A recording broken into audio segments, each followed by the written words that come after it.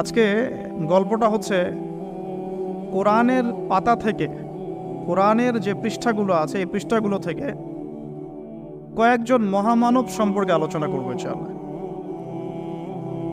এই আলোচনাটা জরুরি এই কারণে আমরা একটা গতানুগতিক লাইফস্টাইলে অভ্যস্ত হয়ে গেছি। সকাল থেকে শুরু করে রাত পর্যন্ত ম্যাক্সিমাম মানুষের চিন্তা এখন বস্তুবাদিতা। বস্তুবাদিতা মানে ম্যাটেরিয়ালিজম, মানে দুনিয়া দুনিয়া এবং দুনিয়া।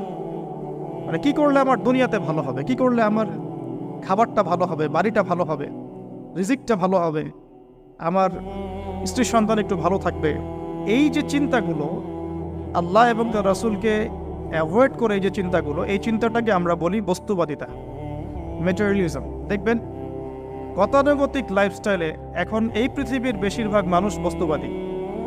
এটা দেখার জন্যে, বোঝার জন্যে জাস্ট আপনার হৃদয়ের চোখ, হৃদয়ের কান, হৃদয়ের ইন্দ্রিয়গুলো একটু উন্মুক্ত করতে হবে।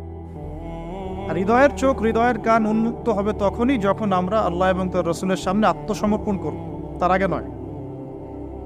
তো বেশিরভাগ মানুষ বস্তুবাদিতায় লিপ্ত থাকে। আবার দেখি কিছু মানুষের সারাদিন ফিকির একটাই, পলিটিক্স, পলিটিক্যাল অ্যাফেয়ার্স, পলিটিক্স, কীভাবে পলিটিক্স করব, কীভাবে অপোজিশনকে ডমিনেট করা যায়, কি করলে তার ক্ষতি করা যাবে, কি করলে তাকে ওভারটেক করে আমি সামনে যেতে পারবো। কিছু মানুষের চিন্তা ইকোনমিক সেকশনে, আল মাল, কীভাবে মাল অর্জন করা যাবে। আমার 2 তলা বাড়ি আছে, কীভাবে